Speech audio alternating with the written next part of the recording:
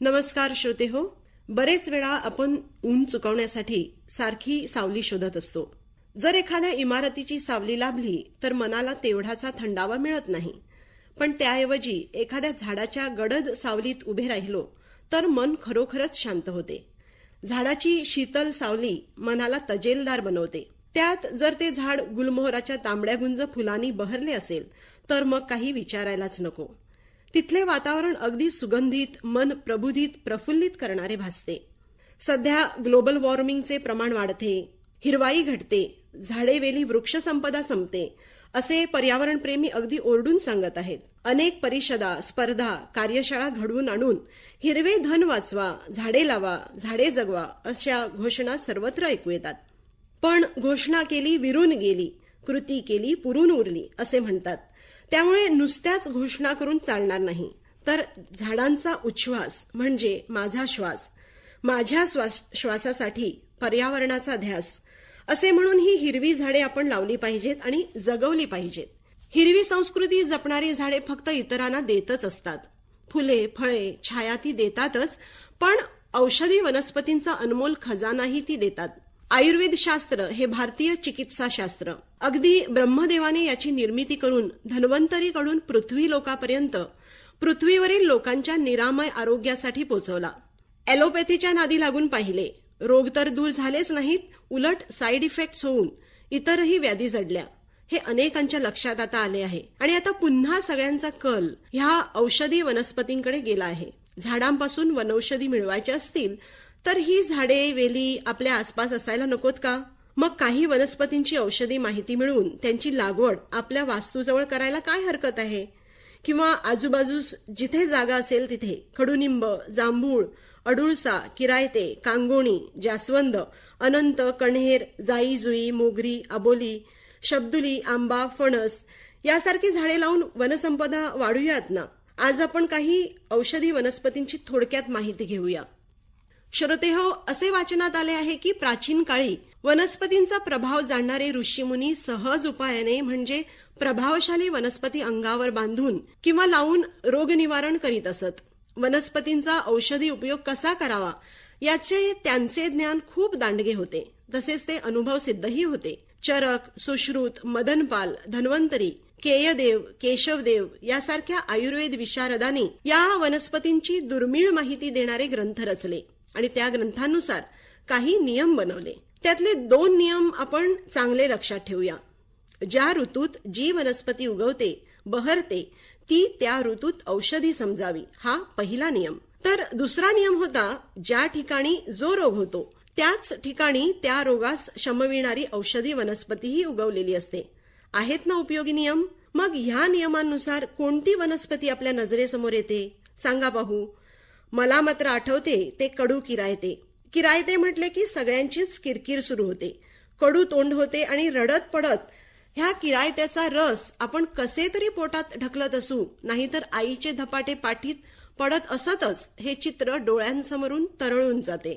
दर रविवारी पेरूची पाने टाकून किरायते शिजून घरातील सर्वच सदस्यांच्या पोटी पोचवणारी माऊली आता गोव्यात तरी इतिहास जमा झाल्याचे आढळते.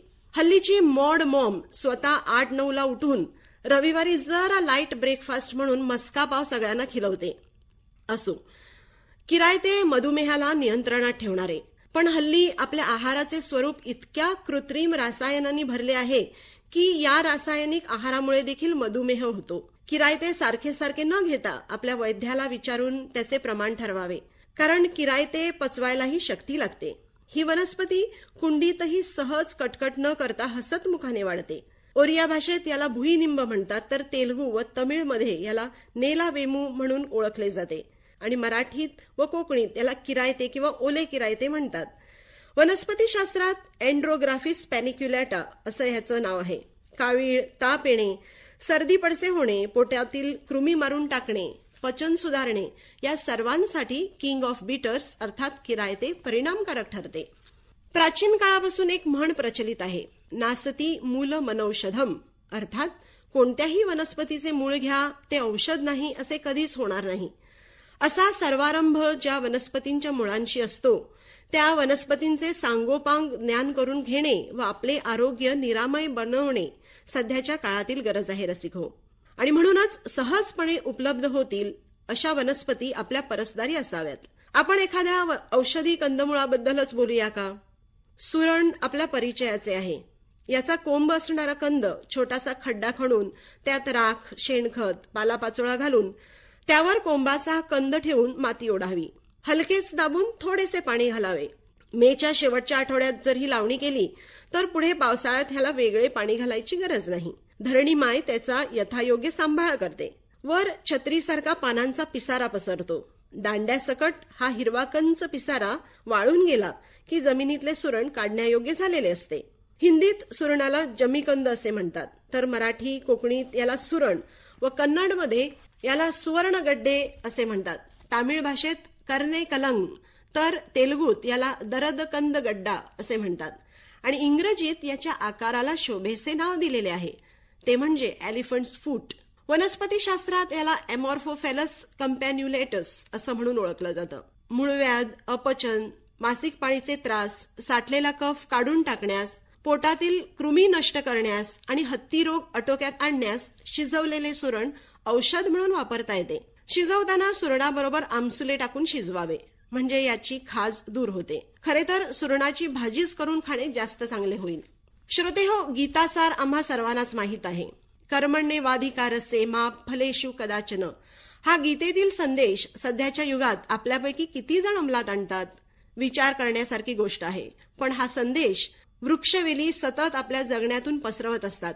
खरे तर स्वतः ह्या संदेशाप्रमाणे वागत असतात, सतत कर्म करीत असतात, पण कधीही कसल्याही फळाची अपेक्षा बाळगीत नसतात. आणि तेही खरेच आहे. कधी पाहिले आहे का आपण एखाद्या फुलझाडानी बहरलेल्या झाडाला स्वतःची फुले स्वतः उमताना? किंवा आंब्याचे झाड कधी स्वतःचे आंबे चाखून बघू शकते का? पण वागतात ना ही झाडे कर्मण्येवाधिकारस्ते मा फलेषु कदाचन या संदेशाप्रमाणे. असेच एक अगदी आपल्या बगीचात असायला हवे असे झाड म्हणजे पपईचे झाड. पपईची लागवड फक्त पपईच्या बियांपासूनच होते. एकदा का पपईचे रोप चांगल्या जागी लावले की त्याला नियमित पाणी घालावे.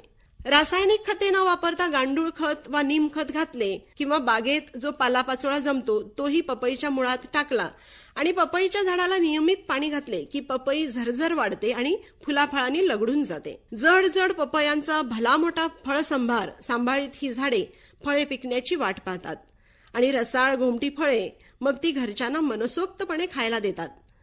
पपईच्या बाबतीत एक गंमत अशी आहे श्रोते हो, की ती जसजशी पिकत जाते तसतसे त्यातील व्हिटॅमिन सीचे प्रमाण वाढत जाते. पपईच्या रसात पेपेन नावाचा पाचक रस असतो. त्यामुळे पपई खाल्ल्याने भूकही भरपूर लागते आणि अन्नपचनही चांगले होते. असेही आढळले आहे की कच्च्या पपईचा रस चेहऱ्याला लावल्यास चेहरा कांतिमान होतो.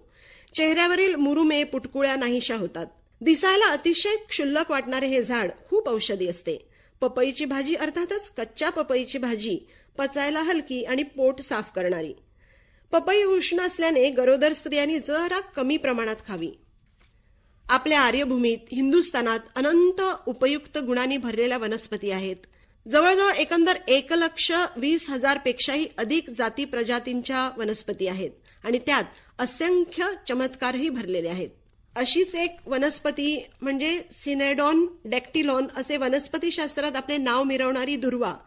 हे खरे तर एक प्रकारचे गवतच आहे, पण हे गवत आपल्या देवाऱ्यात श्री गणोबाच्या चरणी लीन होते. पोटातला दाह कमी व्हावा म्हणून गणेशाला दुर्वांचा रस पाजण्यात आला होता, कारण गणोबाने अनलासूर नावाच्या राक्षसाला गिळले होते. अनलासुराने गणपतीच्या पोटात आग ओकण्यास सुरू केले आणि गणेशाला हा अग्निदाह सहन होईना झाला. तेव्हा ब्रह्मदेवाने त्याला दुर्वांचा रस पाजला. त्या दिवसापासूनच गजाननाला दुर्वा प्रिय झाल्या. संकष्टीला, मंगळवारी, गणेश चतुर्थीला गणेशाला दुर्वा वाहतातच. हे दुर्वांचे धार्मिक महत्व. पण त्यांचे औषधी गुण सांगू का तुम्हाला? गणेश ही बुद्धी देवता. त्याच्यासारखे बुद्धिमान व्हायचे असेल तर दररोज सकाळ संध्याकाळी दुर्वांचा रस प्यावा. मूत्ररोग मग तो कोणत्याही प्रकारचा असो, दुर्वांचा रस तो त्रास कमी करतो. शरीरातील रक्तस्राव कशाही स्वरूपात असला तरीही दुर्वांचा रस हा स्त्राव आटोक्यात आणतो. गर्भधारणा होत नसल्यास दररोज सकाळी अर्धा कप दुर्वांचा रस स्त्रियांनी प्यावा. याने गर्भधारणा तर होतेच, पण गर्भपाताचा धोकाही टळतो. केसांच्या वाढीसाठी खोबरेल तेलात दुर्वा भिजवून ते तेल केसांना लावावे. रात्री दुर्वा पाण्यात टाकून ते पाणी नियमित प्यावे, याने मधुमेह नियंत्रणात येतो. भारतीय संस्कृती अनेक रीतिरिवाज, संस्कार, परंपरांनी सजलेली, नटलेली, समृद्ध अशी आहे. ह्या रीतिरिवाजामागे, परंपरातून कुठेतरी आरोग्य आणि विज्ञान दडलेलं आहे. म्हणून ह्या परंपरांचा विसर पडू न देता त्या एका पिढीकडून दुसऱ्या पिढीकडे पोहोचवल्या पाहिजेत. अशीच एक परंपरा आहे पान खाण्याची. आता तुम्ही म्हणाल, पान खाणे ही वाईट सवय आहे, यामुळे कॅन्सर होऊ शकतो. पण हे चुकीचे आहे श्रोतेहो. ज्या पानात तंबाखू व फार मोठ्या प्रमाणात चुना असतो असे पान खाणे आरोग्यास अतिशय हानिकारक असते. पण ज्या पानात अगदी हलक्या प्रमाणात चुना, वेलची, लवंग, थोडासा कात, बडीशेप, केशर असे आरोग्यवर्धक मसाले असतील, असे मसालेदार पान म्हणजे आरोग्यदायीच पान असते. पूर्वी याला तांबूल विडा म्हणून संबोधले जायचे. राजा महाराजांच्या दरबारी पाहुणचार म्हणून सन्मानाने पान खिलवले जायचे. चांगल्या परंपरांपैकी ही एक अगदी प्राचीन काळापासून चालत आलेली भारतीय परंपरा. नागवेलीचे हे पान विड्याचे पान, खाण्याचे पान म्हणूनही ओळखले जाते. अलीकडील झालेल्या संशोधनानुसार पुन्हा एकदा पान खाणे आरोग्य आणि शरीर स्वास्थ्यासाठी हितकारक असल्याचे सिद्ध झाले आहे. अर्थातच हे पान तंबाखू विरहितच असावे. प्रोटीन्सच्या निर्मितीसाठी आवश्यक असणाऱ्या 24 अमिनो आम्लांपैकी 13 आम्ले विड्याच्या ह्या एका पानात आढळतात. हा लागलेला नवा शोध आहे. विड्याच्या पानामधून मिथानिन आणि ल्युसिन ही अमिनो आम्ले फार मोठ्या प्रमाणात आढळतात. ही हृदयाच्या आरोग्यासाठी हितकारक असल्याचेही सिद्ध झाले आहे. अशी ही नागवेल आपल्या वास्तूत असायला काहीच हरकत नाही. हिची नुसती एखादी फांदी कुंडीत खोचली आणि तिला एखाद्या काठीचा आधार दिलात तरी ती आपली जीवनवेल वाढीस लावेल. कोणतेच वेगळे लाड हिचे करावे लागत नाहीत. तिला पाणी मात्र नियमित लागते. तुमच्या घराशेजारी जर मोठे वृक्ष असतील अथवा कुंपण असेल तर जमिनीत हिला लावून झाडावर अथवा कुंपणावर चढवता येते. पानवेल खरोखरच खूपच औषधी असते. ज्यांना एकसारखा कफ होतो त्यांनी वारंवार विड्याच्या पानांचा रस घ्यावा. तसेच विड्याच्या पानांचा 2 चमचे रस मिरीपूड टाकून घ्यावा. याने कफाने दाटलेला घसा साफ होतो. विड्याची पिकलेली पाने नियमितपणे पण बेताने खाल्ली तर शक्ती वाढते. विड्याची पाने उष्ण असतात, त्यामुळे त्यांचा रस जर गरम करून घेतला तर सर्दीमुळे जड झालेले डोके हलके होते आणि सर्दी नाकातून वाहून जाते. वसुंधरेचा मुकुट म्हणून शोभणारी हिरवी झाडे आपण आता खरोखरच जपून ठेवली पाहिजेत. माणसांना जसे आपण जपतो त्याचप्रमाणे हिरवळ जपतानाही आपण संवेदनशील असायला हवे. वृक्षांना देवरूप मानून त्यांची प्राणप्रतिष्ठा केली पाहिजे. मंदिरातील देवासमान त्यांना मानून त्यांची देवपूजा केली पाहिजे. असेच आणखीन एक पवित्र झाड म्हणजे बेलाचे झाड. हे आपल्या गोव्यात मंदिरांच्या परिसरात नक्कीच आढळते. अनेकांच्या निवासस्थानी हे बघायला मिळते, पण ते हल्ली अतिशय दुर्मिळ होत चालले आहे हे मात्र नक्की. औषधी असे हे झाड देवांचा देव महादेवाला आवडते. श्रावणी सोमवार, महाशिवरात्रीला हजारो बेलपत्रे शिवलिंगावर वाहून भक्तगण शंकराला भजतात. वनस्पतीशास्त्रात बेलाला एगल मार्मेलोस असे म्हणतात, तर हिंदी, मराठी, कोकणी भाषेत याला बेल म्हणतात आणि इंग्रजीत त्याला बेल फ्रूट असं म्हणतात. घशाजवळ जळजळते तेव्हा बेलाच्या पानांचा रस चांगला गाळून थोडा थोडा घेतल्यास जळजळ कमी होते. बेलाच्या पानांचा काढा नियमित घेतल्यास मधुमेहींना फायदेशीर ठरते. मूळव्याधीमुळे अनेक जण हैराण होतात. त्यांच्यासाठी साधा उपाय म्हणजे पिकलेल्या बेल फळाचा मगज ताकात मिसळून नियमितपणे प्यावा. याने निश्चितच आराम मिळतो. टायफॉइड किंवा एरवी येणाऱ्या तापातही बेलफळाचा हा मगज उपयुक्त आहे.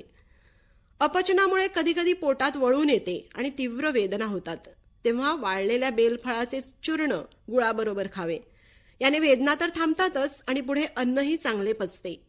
शरीराचा कोणताही भाग सुजल्यास बेलाच्या पानांचा रस व थोडीशी मिरपूड पाण्यात मिसळून घ्यावी. याने सूज उतरते.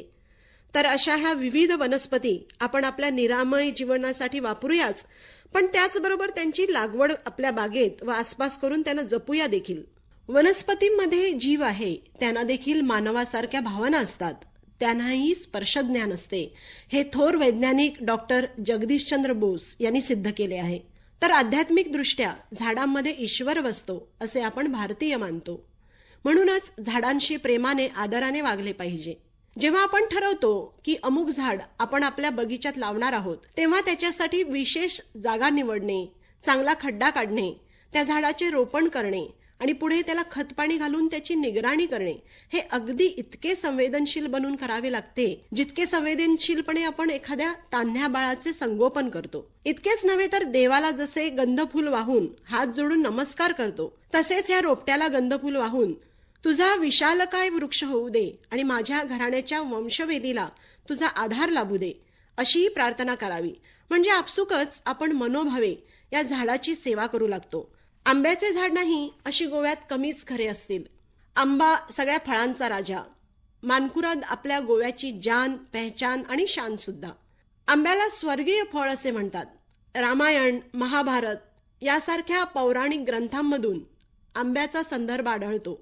मेघदूत सारख्या महाकाव्यामध्येही आम्रमंजिरींचा मदनबाणासारखा उपयोग कालिदासांनी केल्याचे वाचनात आले आहे. उत्तर प्रदेशात आंबेमोहर वासंतिक पूजेच्या वेळेस सरस्वतीला अर्पण करतात. चैत्रगौरीलाही आंबेमोहर वाहतात. तसेच यावेळी कैरीचे पन्हे आणि आंब्याची डाळ आवर्जून बनवली जाते, कारण आंब्यात भरपूर प्रमाणात व्हिटॅमिन सी असते आणि उन्हाळ्यातला दाह कमी करण्याचा विलक्षण गुण आंब्यात असतो. गाता संगीत पृथ्वीचे भाट, चैत्र वैशाखाचा अनोखा हा थाट. वसंत वनात जनात फुले, सृष्टी देवी जणू नाचे उल्हासे. असा चैत्र महिना आला की गुढीपाडव्याच्या निमित्ताने, इतर वासंतिक धार्मिक कार्यांच्या निमित्ताने आंब्याच्या तोरणांनी आणि पानांनी घरे सजवली जातात. आंब्याची तोरणे लावण्यामागे परंपरा तर आहेच, पण त्यामागे दडले आहे विज्ञान देखील. आंब्याच्या पानांमध्ये अँटीबॅक्टेरियल गुण आहेत. अर्थातच वातावरणात असलेले नको असणारे जीवजंतू नष्ट करण्याची क्षमता या पानांमध्ये असते. सण उत्सव, लग्न सराई असली की आंब्याची तोरणे बांधीत, कारण घरात वेगवेगळ्या लोकांचे येणे जाणे व्हायचे, गर्दी वाढायची. श्वासोश्वासामुळे वातावरणात सूक्ष्म जंतूंचा सुळसुळाट व्हायचा. पण आंब्यांची तोरणे बांधली की हे सूक्ष्म जंतू आपसुकच नष्ट व्हायचे. कुणी सांगितले आमच्या पूर्वजांना हे सगळे? पण त्यांनी अनुभवाच्या आधाराने असे अनेक नैसर्गिक उपाय शोधून काढले. आंब्यात व्हिटॅमिन ए व व्हिटॅमिन सी असते. तसेच आंब्यामध्ये लोह, कॅल्शियम व फॉस्फरस देखील असते. आंब्याच्या पानांच्या शिरा काढून टाकाव्यात आणि फक्तच हिरवे पान रात्री पाण्यात भिजत घालावे. सकाळी पान भिजत घातलेल्या पाण्यासकट ते उकळावे आणि ते पाणी उपाशीपोटी 1 कप घ्यावे. याने मधुमेह आटोक्यात येतो. फार सोपे उपाय आपल्या वनसंपत्तीमध्ये दडलेले असतात. फक्त ते नीट समजून घेऊन त्यांच्यावर मनोभावे विश्वास टाकून घरगुती उपाय केले तर अनेक असाध्य रोग दूर होऊ शकतात. अतिसारात, उलटी होत असल्यास आंब्याच्या पानांचा रस 2दा देतात. आंबा सतत खाल्ल्याने चेहरा कांतिमान होतो.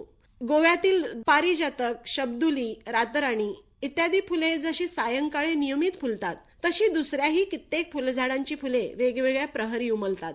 उदाहरणार्थ सूर्यफुले सकाळी, नीलकमळ, धवलकमळ सकाळी, दुपारीची फुले दुपारी फुलतात.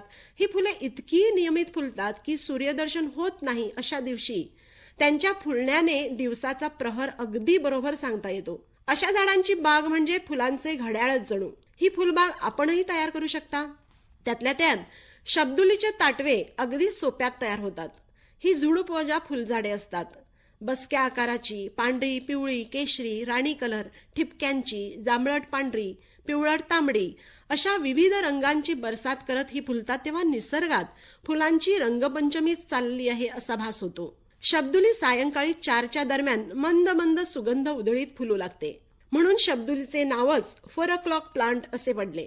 कन्नडमध्ये हिला सांज मल्लिगे असं म्हणतात. तामिळमध्ये आंदी मल्लिगई तर तेलुगूत हिला चंद्रकांता म्हणतात. उर्दूत हिचे शायराना नाव आहे गुले अब्बास. तर वनस्पती शास्त्रात हिला मिराबिलिस जलापा असे नाव आहे. शब्दुलीची फुले जितकी मोहक तितकेच चांगले त्यांचे औषधी गुणही आहेत. चेहऱ्यावर पडणारे काळे डाग शब्दुलीची फुले वाटून लावल्यास नाहीसे होतात. तसेच बियांचे चूर्णही त्वचारोगावर उपयुक्त आहे. कान दुखत असल्यास शब्दुलीच्या ताज्या पानांचा रस कानात स्वच्छ हाताने टाकावा. मूत्ररोगावरही शब्दुलीच्या मुळांचा काढा उपयुक्त आहे. कवयित्री वंदना विटणकर यांच्या हिरवी झाडे हिरव्या वेली या कवितेच्या काही ओळी अतिशय सुंदर आहेत. ओलाव्याचे शीतल अमृत झाडे देती या जगताला, रोगराईला दूर सारती प्रसन्न करीती कणाकणाला. वृक्ष संपदा जपून ठेवा, सुख समृद्धी येई घरा. हिरवी झाडे हिरव्या वेली पान फुलांवर प्रेम करा. ही तर आपुली मित्रमंडळी नित्य तुम्ही हे ध्यानी धरा. श्रोते हो, खरोखरच झाडे आपल्या अवतीभोवती असणाऱ्या चांगल्या मित्रमैत्रिणींसारखी असतात. त्यांची फळे, फुले, त्यांच्यापासून मिळणाऱ्या बिया, त्यांची साले, त्यांची मुळे असे सगळेच मानवाला उपयोगी पडणारे. झाडांचे कित्येक भाग आमच्या शरीराला हानी पोचवणाऱ्या रोगराईला नष्ट करण्यासाठी उपयोगी ठरतात. आपण मुख्यतः वनौषधींच्या विश्वातील वनस्पतींवर बोलत आहोत, ज्या आपल्या परसदारी, अंगणात अथवा जवळपास सहज उपलब्ध असतात. अनेक वनस्पतींची लागवड अगदी सहजपणे करता येते. आपण पाहूया काही इतर वनस्पतींचे औषधी उपयोग. पुनर्नवा तुम्ही पाहिलीच असणार. ही अगदी लहानशी भराभरा वाढते. खरे तर हा एक प्रकारचा तणाचाच प्रकार असतो, त्यामुळे याला इंग्रजीत हॉगवीड असे म्हणतात. मराठीत याला तांबडी वसू, तर हिंदी, संस्कृत व कोकणीमध्ये याला पुनर्नवाच म्हणतात. मूतखडे झाल्यास, मूत्राशयाचे कोणतेही रोग झाल्यास पुनर्नवाचा काढा दिवसातून 3 वेळा घ्यावा. तसेच कावीळ झाल्यासही पुनर्नवाचे पंचांग वापरून केलेला काढा देतात. आता पंचांग म्हणजे काय, तर पंचांग म्हणजे त्या वनस्पतीची पाने, फुले, फळे, मुळे व खोड या सर्वांचा एकत्रित केलेला वापर म्हणजे पंचांगाचा केलेला वापर होय. आपण सर्वांनी वसंत ऋतूत दिमागदारपणे बहरणारी सावर पाहिलीच असेल. सावर जेव्हा पानगळ अनुभवते तेव्हा ती अतिशय भकास वाटते, पण जेव्हा ती लालचुटूक, जाडजूड, टपोऱ्या फुलांनी बहरून येते तेव्हा एखादी लावण्यवती नटून थटून तांबडा शालू नेसून स्वागतास उभी राहिल्यासारखी वाटते. सावरीची आकर्षक फुले आणि सावरीच्या खोडाची साल मूळव्याधीत आणि अतिसारात काढ्याच्या स्वरूपात देतात.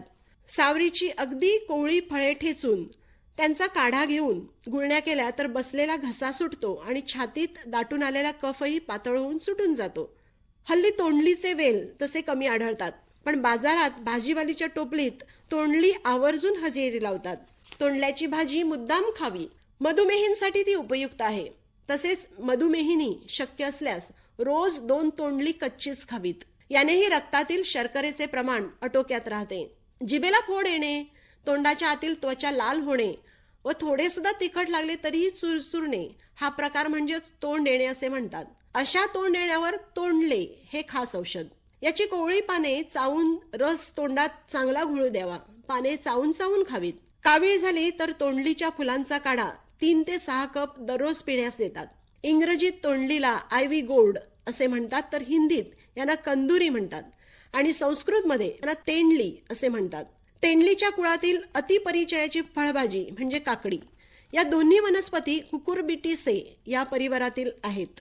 इंग्रजीत याला कक्युंबर, कोकणीत तवशे, तसेच संस्कृतमध्ये बहुफला असे म्हणतात. कुक्युमस सॅटिव्हस हे काकडीचे वनस्पती शास्त्रातले नाव आहे. मूतखडे, पित्ताशयातील खडे नष्ट करण्याचे काम काकडी करते. हृदयरोगावर काकडीचा रस उपयुक्त आहे. भोपळ्याच्या पानांची भाजी अतिशय शक्तिवर्धक, तसेच बिया भाजून खाल्ल्यास प्रोस्टेट ग्लँड्सच्या इन्फेक्शनसाठी उपयोगी पडतात. पोटात कृमी झाल्या असतील तर भोपळ्याच्या बिया सोलून खाण्यात येतात. वनस्पती शास्त्रात ह्याचा भला मोठा आकार पाहून कुकुरबिटा मॅक्झिमा असे भोपळ्याला नाव दिलेले आहे आणि कोकणीत याला आपण दुधी म्हणतो. पिवळ्या रंगाचा असल्याने याला संस्कृतमध्ये पित्त कुष्मांड असे म्हणतात. पांढरा अनंत जवळजवळ सगळ्यांकडेच असतो. याचे वैशिष्ट्य म्हणजे कोणतेच नखरे न करता हे झाड अगदी कुंपणाबाहेरही चांगलेच वाढते आणि तुम्हाला भरभरून पांढरी शुभ्र सुगंधी फुले देते. फळ मात्र गोव्यात तरी पाहण्यात आलेले नाही, पण अनंताचे फळ अंडाकृती असते. अनंताला इंग्रजीत केप जस्मिन असं म्हणतात. वनस्पती शास्त्रातलं याचं नाव आहे गार्डेनिया जस्मिनॉइड्स आणि हिंदीत, बंगालीत, ओरियात व संस्कृतमध्ये अनंताला गंधराज म्हणून संबोधतात. पोटात गॅस धरल्यास अनंताच्या मुळांचा काढा पितात. अनंताच्या पानांचा रस डोकेदुखीत उपयोगी आहे. पोटात दुखल्यास, मूत्राशयाचे विकार झाल्यास तसेच ताप आल्यास अनंताच्या सालीचा काढा पितात. तेरड्यासारखे रंग बदलणारे लोक आपल्याला समाजात पाहायला मिळतात. चटकन रंग बदलून तो मी नव्हेच असे करणे अनेकांना जमते, पण असे असू नये. कृत्रिम वागणे कधीतरी इतरांच्या लक्षात येते आणि आपले हसे होते. ते असो, आपण तेरड्यासारखे रंग नको बदलूया, पण तेरड्यासारखे औषधी गुण अंगी बाणवले तर नुकसान नाही होणार. बाल्सम असे इंग्रजीत ओळखली जाणारी ही नाजूक वनस्पती, कोकणीत तेरड्याला चिड्डो असे म्हणतात. याचे अनेक रंग असतात. फुलांचा दाटसर काढा उत्तम टॉनिक म्हणून पिता येते. भाजले, जळले, खरचटले तर फुले वाटून त्या ठिकाणी लेप लावावा. लघवी अडून राहिल्यास फुलांचा काढा पाजावा. लघवीला साफ होते. अशी अनेक झाडे आपल्या अवतीभोवती असतात आणि त्यांचा भरपूर उपयोगही आपल्याला होतो. पण हल्लीच्या ह्या तंत्रयुगात आपण झाडे जगवण्यासाठी काय करतो? जर तुम्ही एवढे करता तर पहा तपासून. झाडे लावा, झाडे मारू नका. टिश्यू पेपरचा उपयोग जरा कमी करा किंवा करूच नका. झाडांवर विद्युत रोषणाई करू नका. जसे आपल्याला विद्युत रोषणाईचे चटके बसू शकतात तसे ते झाडांनाही बसतील. काही असले तरी प्राणवायूची मानवासाठी निर्मिती करणाऱ्या या झाडांचे प्राण आपण कधीच घेऊया नको.